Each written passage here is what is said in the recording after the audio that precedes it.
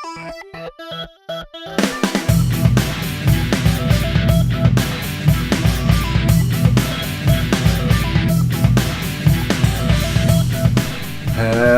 and welcome to NerdVsWorld, episode 72, WestNerd. I'm Brendan. I'm Spindles. And on today's show, as the name suggests, we will be talking about the first episode of WestWorld, recapping the Luke Cage series. I'll go into how badly I got beaten at the Kaladesh pre-release tournament and exactly how salty I got about it all. And then we'll chat about a couple of shows that have surprised us from the new full schedule. Yeah. Cool. Where to begin then, sir? Let's begin with Luke Cage. Luke Cage, okay, yes. Okay. So I managed to binge watch this entire series in one day. I finished at 3:30 in the morning. So when I got the Kaladesh boxes, came back, opened my boxes of boosters, sorted them into alphabetical piles, and then I just binged Luke Cage. Okay, cool. I think we did it over a couple of days, so... So my impressions of the show are that it was really good. I enjoyed it. I enjoyed the tone of it. I know some people have found the use of some of the racially derogatory terms to be somewhat uncomfortable. Yeah. And I kind of think, good. You should be uncomfortable by this. Yeah. You know, a lot of this should challenge you. And if you think this is tough as a viewer, imagine how tough it is to hear those terms when you're actually in that world, experiencing that sort of thing day to day. I think is extremely culturally relevant at the moment. The whole Black Lives Matter thing is very strongly alluded to all the way throughout. But even then, I think it's only my third favourite of the series. Yeah, I mean, it certainly wasn't up there with kind of Daredevil and Jessica Jones, in my opinion. No, I still think Jessica Jones is the best. Yeah. And Daredevil Season 1 is second, and then it's Luke Cage. Yeah. And I was trying to put my finger on why. Because the way it was shot was beautiful, the acting was great, the music especially was phenomenal. I love that. I thought it was really well done that they included a lot of, proper artists and things in there. I thought that was really cool. And when it came down to it, I think the stumbling block for Luke Cage was that the villain wasn't nearly as compelling as either Kingpin or Kilgrave. I don't think either of the villains were. I think that the first villain... Cottonmouth. I think he was too sympathetic and was kind of a fish out of water that had been forced into doing what he was doing. And then Diamondback I just disliked intensely. I thought he was awful. Warriors reference aside, I thought he was just a really, really bad villain. Yeah, I just, he came off as badly as is it Whiplash from Iron Man 2? Yeah. Which is odd, because there's another Iron Man 2 callback in Luke Cage. Yeah. So the hammer guns are a callback to Iron Man 2. There's a lot of hammer tech turning up, and again, it's all about this company doing experiments on people. It's another attempt to recreate the Captain America Super Soldier Serum. Yeah. So I think it's all of that, and it's the guy who was the cop in Daredevil. Is it Daredevil? Or was it Jessica Jones? I think that's where he's gone off to, and I think that's what's going to bring all the threads back together for Defenders. And I think Night Nurse as well. Well, she's the thing that's literally holding all three of the shows together at the moment. And I did like that she finally got referred to as Night Nurse, even though it was in passing and as an insult, more or less. But yeah, that was great. I loved it from the moment she turned up. I think that was where it kind of grabbed me a bit more, because I felt it was a little bit lackluster and a little bit slow in the first few instances. There were some standout characters in it. I thought the guy who played Juice in Sons of Anarchy was awesome. As Shades, he was great. I think if they'd continued with Cottonmouth, if they hadn't killed Cottonmouth and they'd made the sort of the villain story, the struggle between Shades and Cottonmouth all the way to the end and just got rid of Diamondback entirely, it might have been a better series. Maybe, but I think they had to have that kind of superpowered bad guy to allow for a believable final scrap. Yeah. And I think that's literally the only reason why it happened. Yeah. Because because I kind of liked that they killed off Cottonmouth at that point because it gave the story a new direction. I just didn't like the direction it went in the end. That's fair. Yeah, that was it for me. That was where it fell down. But yeah. I think there were some interesting things. I think the hammer tech with the kind of drilling bullet was an interesting one, using some of the Kree technology. Yeah, Kree. Yes. Yeah, from the incident, which is still referred to. From the incident. Yeah, there's all the usual crossovers were there as well. Thor's hammer got a mention. It was interesting, given its positioning in the overall MCU cinematic universe, because this probably told the Civil War split slightly better with the two cops, the two partners, when they're discussing whether to let these guys continue to get involved, whether they should be stopped. That did the whole Sokovia thing, the whole Civil War thing, a lot better than Civil War did in some respects. It was good to see that come out. Certainly about the Marvel than Agents of S.H.I.E.L.D. did during Season 3, I think. How are you finding Agents of S.H.I.E.L.D. now? The new series. Couldn't live in it. Yeah. Season 4 is 2 for 2 so far. Yeah, no, I've been really enjoying it. Yeah, I have to say I was right about who the boss was different. Yes, you were. You were. I'm trying to figure out who it is from the Inhumans. I don't know, because they keep saying, it's somebody who's well known and everything, but they still haven't told us who. Yeah. He appears to be very strong, and that's about all we know. Yeah.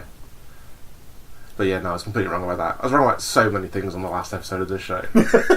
We'll go into those later on, I'm sure. Brendan gets it wrong. Yeah, Brendan, I am fallible. Brendan's wrong of the week. I am very fallible. We still love you, though. Thanks. Yes, that was pretty much my impression of Luke Cage, I guess. Yeah. I mean, overall, I thought I enjoyed the tonality of it. I enjoyed a lot of the things they were trying to do. I enjoyed a lot of the social commentary, but I think it really just fell down with its villains. Yeah, it was challenging, as it should be. It had all the right callbacks, and the music was exceptional. But yeah, the villain was the weak I just kind of feel sorry for the barber's shop. Yeah, that place got wrecked twice. Yeah, and we don't have long to wait now for the next part. It's like Iron Fist is March. Yeah. So and then it will all tie together. Then it's the Defenders. Well, it depends unless they're crowbarring in another Jessica Jones, because there was some talk of that. Yeah, I think the one they're working on now is shooting has started on the Punisher standalone. Right. So I think it's going to be Iron Fist, Defenders, Punisher. Yeah, because there was a photo went out today from New York Comic Con, which was the first selfie of all the Defenders. Did you see that? Yeah, that was amazing. Yes, that was very cool. Yeah, New York Comic Con's turned up some really interesting things, actually.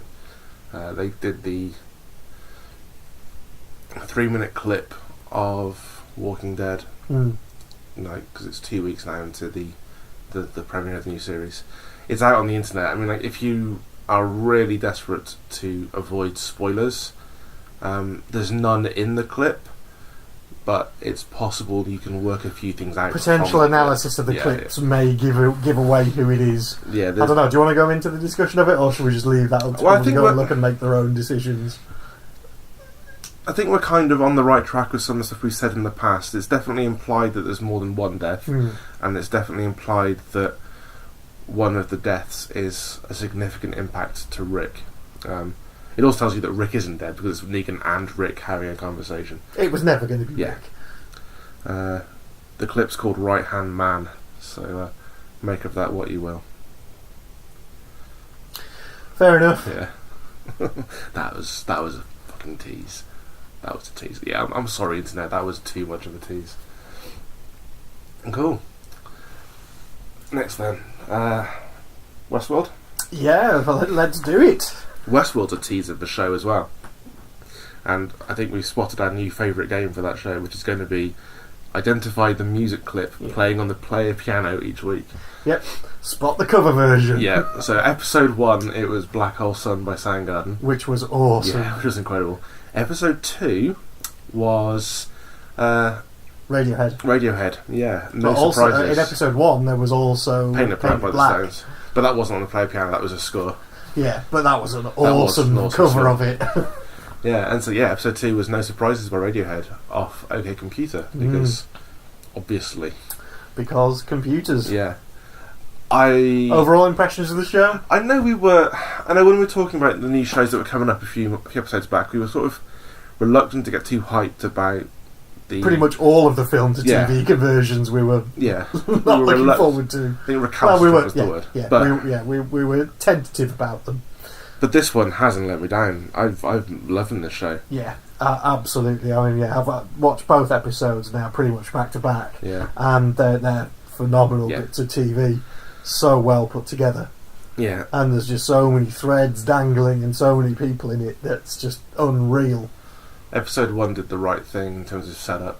My housemate was just like, because we were watching together, he was just like, which one is the one that's going to just go mad? And I just said, the one who reacts to the fly is going to be the key, because they set that up. I mean, anyone who's like got into watching shows and analysis from listening to the podcast that we do and sort of thinking on a different level will have spotted the foreshadowing. Absolutely, foreshadowing abound there. Yeah, and it was well done, and it was subtle. It was one of those subtle things. There's a lot of interesting nods and a lot of there's a lot of things that have been set up, such as the Tandy Newton thing of counting backwards from 3 in the second episode. I thought was a really lovely one.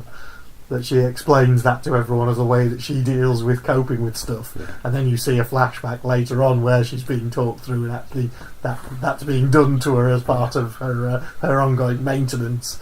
I think there's some really cool things in there. I think what I really like is they've not really tried to hit us too hard with the exposition hammer in terms of how the tech works. Yeah, no, it's which I love, because it had the potential to go, and this is how this gun works, and it does blah blah blah blah blah, thus meaning it can't harm the host, and etc etc. But it doesn't go into it at that level, which I kind of like. Yeah, because it's leaving, it's hinting that the science is there, but it's not explaining it. Maybe we'll get explanations a bit further down the line, but I'm kind of quite happy not knowing and actually just focusing on what's going on in the show. I think if we're going to get it, we'll get it next episode, because of the way this one finished. Because I think that the gun that she's dug up. Yes. I have a feeling that we'll see the first death of a guest. Yes. In the next episode. I think that's the definite foreshadowing there, is that she's dug that up, and that is going to be a real gun. Yeah, that's going to do something. And then they're going to be telling us why it's impossible for guests to die. Yeah. What do you think about the whole Anthony Hopkins being able to control all the creatures and things? I kind of liked it. I like it. I'm just interested in where it's going. I think he's got much more control than the supervisors at the park realise, I think. The way he's coded things, because obviously he stopped the rattlesnake with a finger and motioned it and basically gesture controlled it away. Yeah. And then the boy he was talking to, he literally commanded him and mind wiped him. Yeah. At the same time. It's curious. So he definitely has a kind of God mode thing going on. And I'm wondering if the maze that's been looked for is this new program that he's been keeping secret for so long. The thing that Ed Harris is after. Yeah.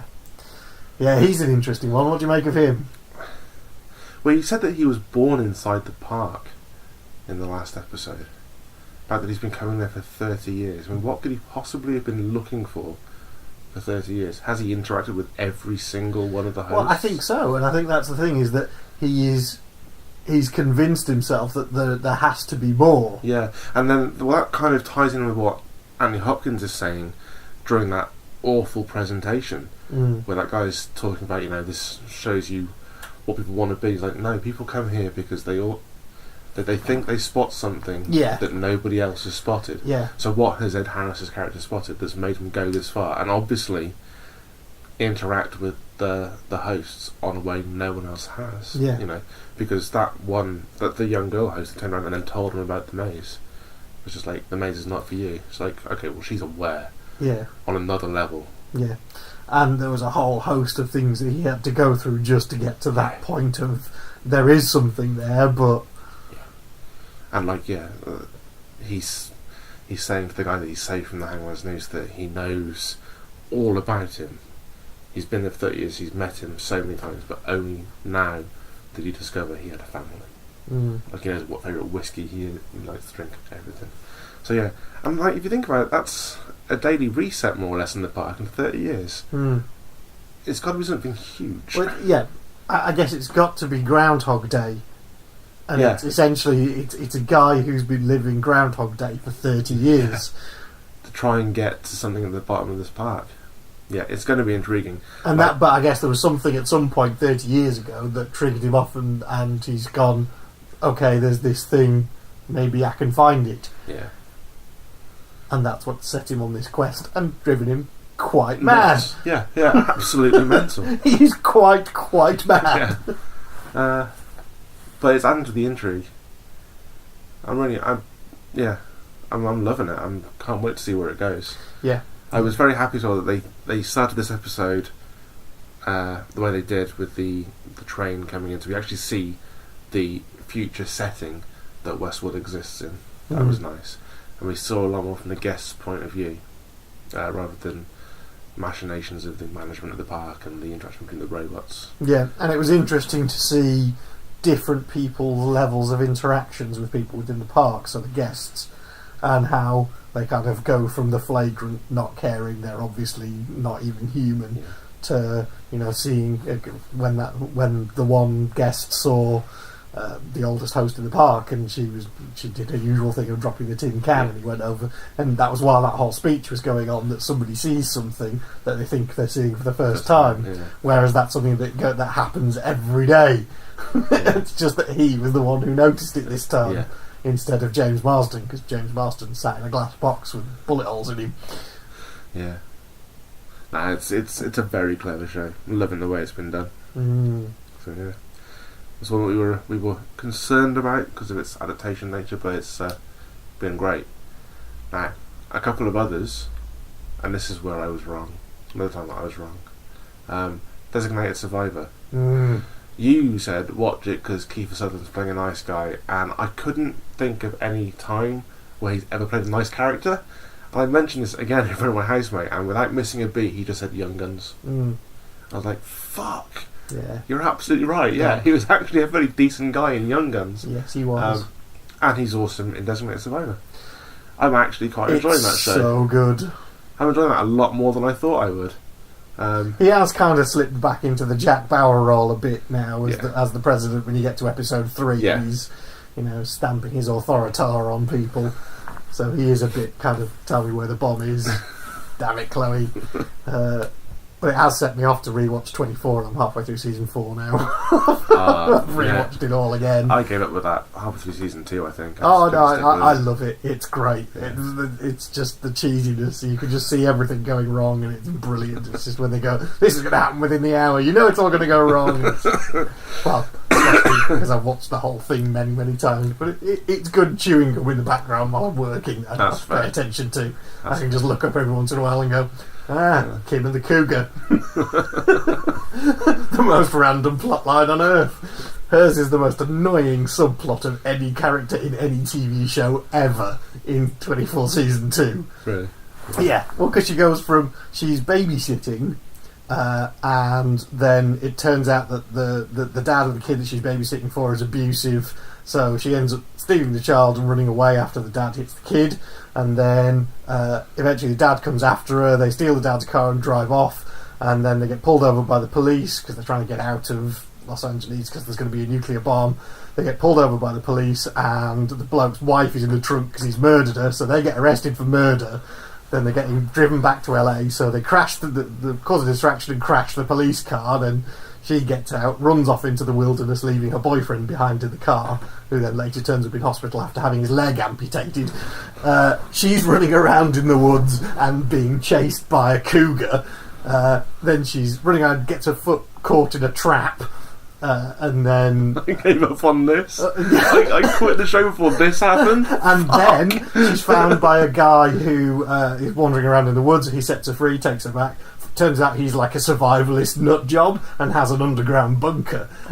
And so she tells him about the bomb, and then he pretends that the bomb's gone off and locks them both in the bunker. Oh, it goes on Cloverfield Lane. Yeah. And then that lasts like an episode before she kind of sees through it and goes, "Let me out." And so he lets her out and gives her a gun and some supplies, and she wanders off, finds a gas station, goes in to go to the toilet.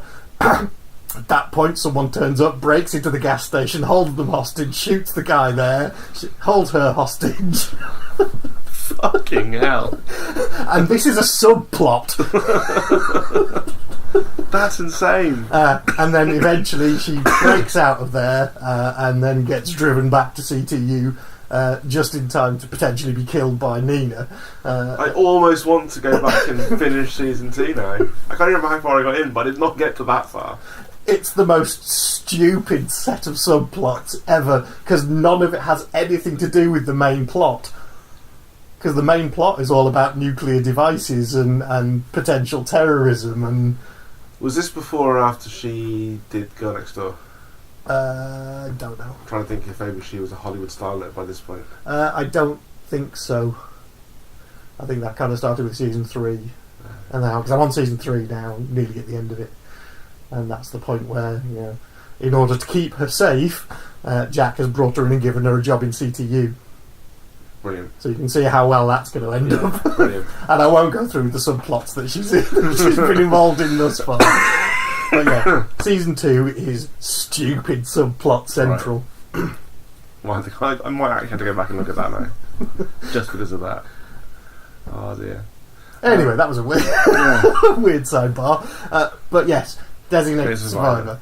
Really enjoying it. It's starting to kind of wend its way to where I thought it was going to be going, where people are starting to think it might be him that's been involved because he was due to be fired, etc., etc. So it's going in some of the ways I expected it to, and also some of the ways I didn't. So it's keeping it fresh at the moment, because we're still within a day of the bomb going off, and it's all still pretty raw. So I'm liking the way it's filmed. I'm liking his characterisation. I'm liking a lot of the other characters in the film, not in the show as well. Maggie Q's FBI agent, I think, is particularly good. Yeah. The other show I wasn't sure about was Bull. The Early Life of Dr. Phil. It's fucking amazing. It really is good, isn't it? It's really cool. It's like it's part mentalist, part lie to me. Yeah. It's a no-brainer of a show. It's just entertaining. Yeah. Which is kind of good, because we lost Limitless this fall. Yes. So it's nice to have just an entertaining show. Yeah. Back on the air. Yeah, really enjoying that. Yeah. 2 episodes in. Other really good ones that I'm enjoying at the moment. The Exorcist. Very surprised with that. Okay, so I'll have to get around to that. It's very dark. It's very unpleasant. It's very gory. But it's very good. Okay. It's like Supernatural with none of the camp. Okay. That's back soon, thank God. Yes, it is. Love that show. Yeah, we're all up for a bit more Supernatural. Yeah. So yeah, that's really good. Now, there are a couple that aren't so great. Lethal Weapon, the best I can say about it at the moment is that I don't hate it. Okay. I'm not massively sold on it. It's interesting chewing gum, and it's kind of starting to get a little bit better. So I'm kind of sticking with it a little bit. Son of Zorn, still pretty much mediocre, I think. Yeah. It has its moments that are quite interesting.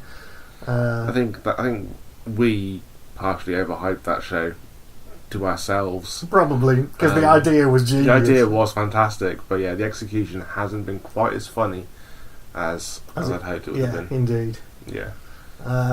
Others, Macgyver, avoid. Yeah, I never even started. Utterly avoid. I watched the first episode, and it's like, this is dull.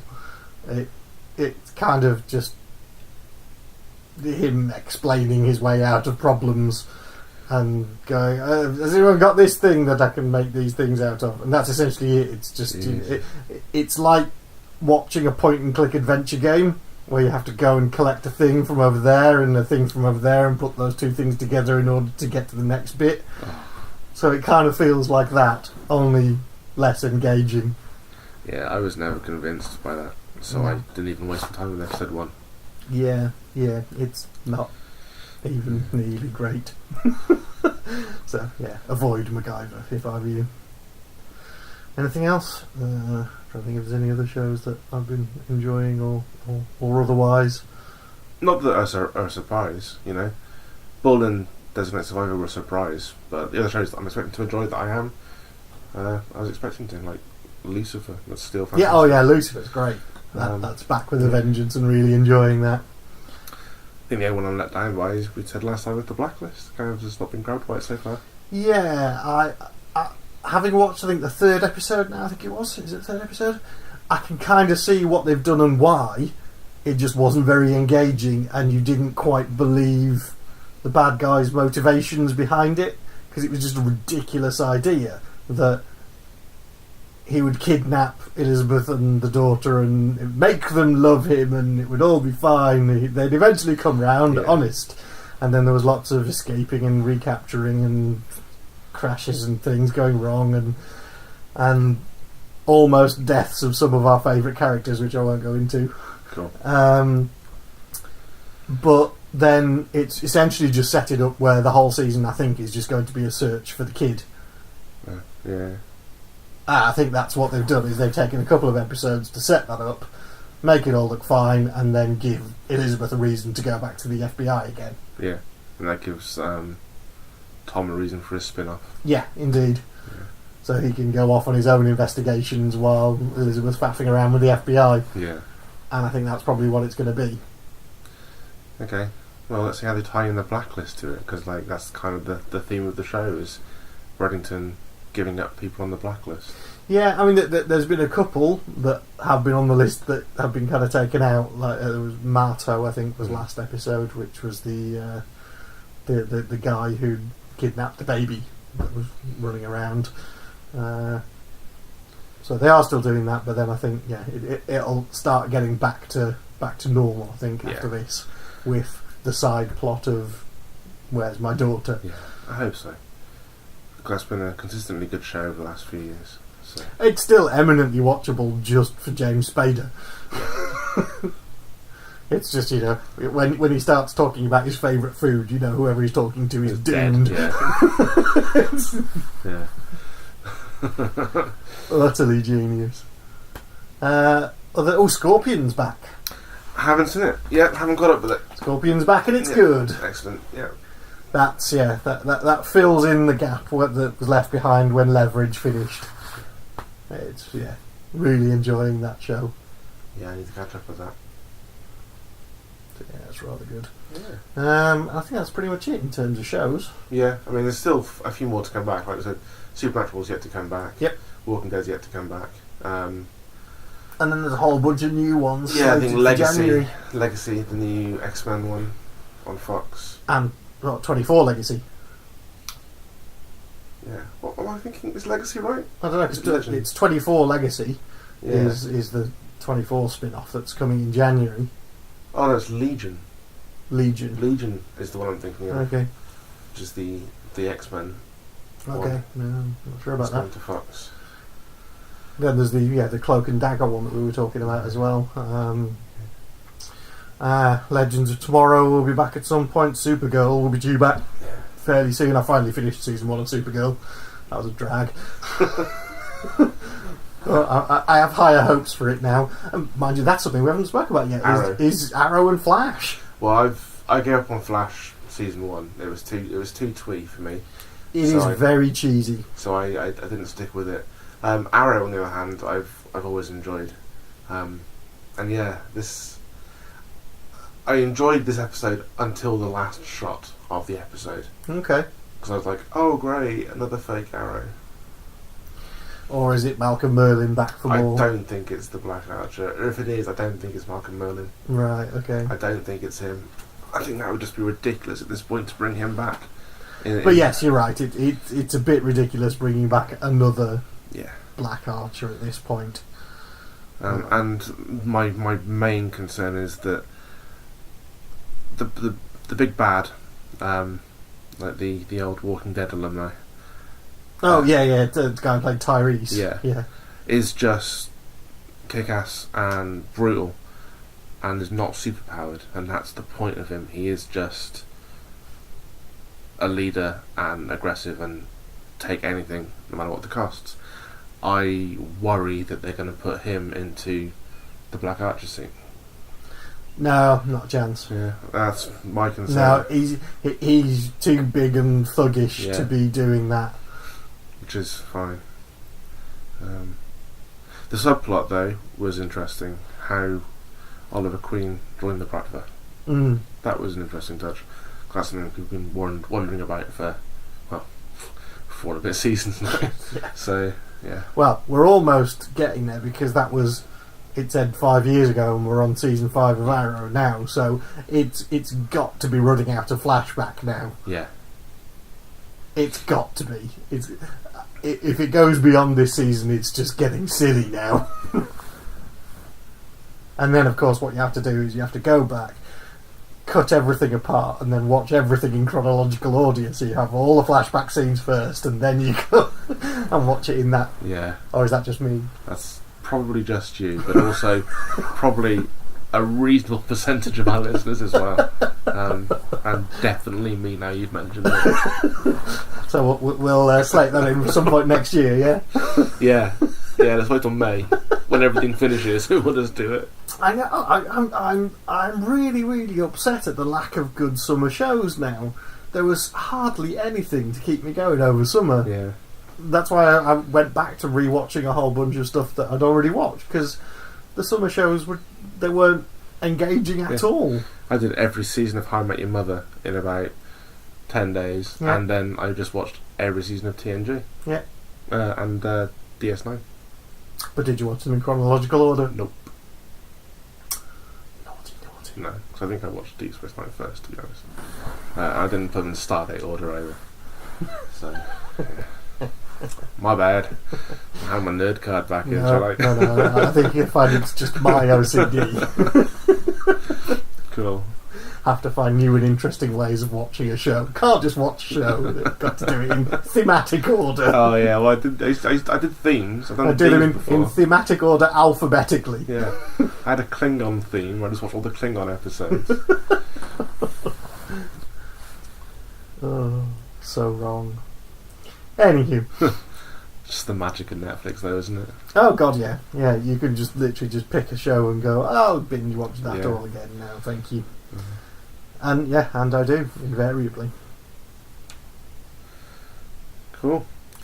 So then, lastly then... You were going to tell me about Magic. How badly you got beaten at Magic. Oh, it was the worst. Like, it's like... But they beat you with a sausage? Would have been preferable. Like, it costs like 25 quid to do it, and you get the pre-release box, and it's the week before the official release, and it's so you get all the shinies before everyone else. Well, no, that's kind of the problem. You get 6 boosters, so you're going to get 6 rares and some uncommons, and you get your pre-release card, which is your special foil card, and that is unique to your box, and it could be any rare or mythic in the set. And I was like, yes, I could get like I could get a really cool card here, and that's what I'll build my deck around. Because it's a limited format, so you only have the cards that you pull from the 6 boosters with which to construct a deck. And my pre-release card, my special foil card, was a fast land. Like, it was a land, and I know that it's a valuable card. I know in terms of retail, it's going for about $8 or $9, and it's just a land. I was like, well, that's fucking shit, isn't it? It's a land, dude. I got land as my preview, and that got me. I mean, at that point, I was starting to tip. I was starting to tilt a little bit, I managed to open my 6 boosters, and I got jank. I got nothing of any value or any worth, and I had to try and put together a deck. And I thought I'd done all right, because the first game I played, I went 2-0. I won both games in the first round. I was like, okay, I then proceeded to lose the next 3 rounds Ouch. without winning a game, and I dropped before the 4th round. So there was no way of winning a prize, so I just dropped out. I was on tilt. It wasn't helped by the fact that one of the guys there had his birthday, and he kept pulling super rare cards, and he kept making sure everybody knew that he was getting super rare cards and saying it was his birthday. And I bought a Planeswalker pack, and he bought the next one after me, and I got shit, and he got some really legit cards, and he kept rubbing it in my face. At that point, I was so salty. I was just like, you know, I'm done. This is a fucking stupid game. Never play Magic again. I'm done. And of course, on release day, I bought 3 boxes of boosters. So I wanted to make sure I had the full set, and I'm still missing 5 cards. I'm missing 5 cards from Kaladesh, from the complete collection. But I found a really horrible thing is happening to me now because of this. Is I like Magic for the brewing and making decks. As do I, and playing silliness. Yeah, and I have tried to make decks for Kaladesh, and I have made a few. I've made 3 or 4, and then I have taken them apart because there are now gaps in my folder where the cards were.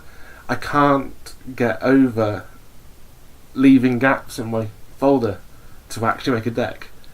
I'm not playing anymore. I'm just collecting the cards, and I need to get out of that. Yeah, that kind of feels like you're missing the point a little there. It's like, yeah. That's starting to worry me. It's like I have gone to prep a deck for FNM, and then just gone and just taken the deck apart and just put everything back into the folders. So yeah. See, I got around that by never actually putting them in folders ever. But they're so shiny when they're in the folder. Yeah, you see, I was never up for the shinies. I appreciated having a full collection of a set, and I think I gave up after about 2 or 3 sets of even attempting to do that, because I was a student and didn't have anywhere near enough money to fund that habit. And then eventually it was about playing, and it was about just having fun, and generally about getting wasted with friends and playing ridiculous games until 4 in the morning. At least. So I guess that's I never fell into the serious collector mentality of Magic.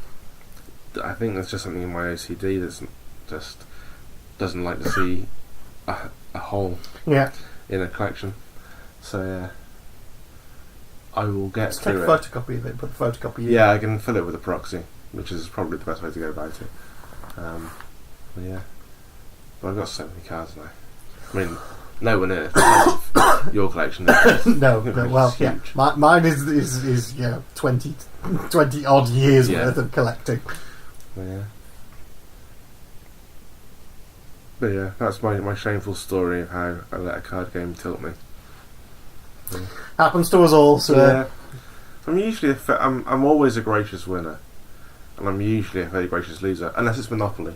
If it's Monopoly, then all bets are off. I cannot play Monopoly with my group of friends in Worcester. Not anymore, I'm not allowed to. We're not allowed to play at games night. I've literally table flipped Monopoly before. Wow. So yeah, and they rejoice in reminding me about it as well. So, did you lose particularly badly? I think I walked out of a game because someone was going to go bust landing on my property. And I was just like, look, I will buy your properties at a certain amount. And he decided to mortgage them for less than I was offering him. And I think the phrase, "what the fuck? That makes no business sense," was used by me before I was roundly mocked by everybody else in the room. And went, fuck this. And just rage quit. I take Monopoly far too seriously, and so we've never played it since. And every games night, every time we get around for a board game, so it's like, oh, well, we got Monopoly, Brent. And it's like, fuck off, just fuck off. I was just sat there with a calculator working out interest rates for them, making deals. I thought it was the point. I thought it was meant to teach you stuff. I foresee a career for you as an estate agent, sir. I don't. But yeah, The Bank of Bren. I do have a history, I suppose, of tilting with games. I learned to control it a lot more when I was playing poker, obviously, because you can't tilt when you're playing poker. Whoa, 3 aces! Yeah, just doesn't work. No. But yeah. Fair enough. Yeah, there we go. Oh, the shame. Right, what else have we got for today? Well, I think that's getting us to pretty much the end. Yeah. I guess, just a couple of heads-ups that we're coming around to October MCM time once again. Mm-hmm. So I will be down there as usual, so if you see me wandering around looking lost, then please feel free to pick me up and scoop me and put me back in a bar, and I'll be fine. And I should be at BristolCon. Cool. If all goes well, I should be there. Excellent. It's the same weekend. Yeah, it is. That's right, because there's that book launch is going on, isn't it? Yeah, cool. And then also, we'll be drawing results of the swag giveaway on the Facebook page fairly soon. So, again, depending on when and where you are when you're listening to this, it may have already happened. You may still have time to enter. Go check out the Facebook page, and that will tell you for certain which side of the space-time continuum you're on. We're all a little uncertain at the moment. Yes, very much so. Oh, speaking of which, there was one on the show, which was Timeless, which is the kind of time copy one, which has quite an interesting cast. It's got Matt Frewer in it, it's got Patterson Joseph in it, a whole bunch of other people. It's obviously, I think it's a Canadian production. They've created a machine that blaggy fold space-time, go back in the past, do things, future goes wrong. So they're a team that's going back to stop one guy who's now going through trying to make history disastrous, and the first episode is set around the Hindenburg disaster. And yes, that's quite an interesting one. It's kind of cheesy and twee time travel, but worth a watch just because the cast in it is fairly good. I'll have to give it a look, see. So yeah, try that out. We watched the first episode of that the other day, and it was okay. It's a silly little time travel show. Cool. With quite a cool cast. Sweet, I'll check it out. I remember us talking about that before. Yes. Yeah. Cool.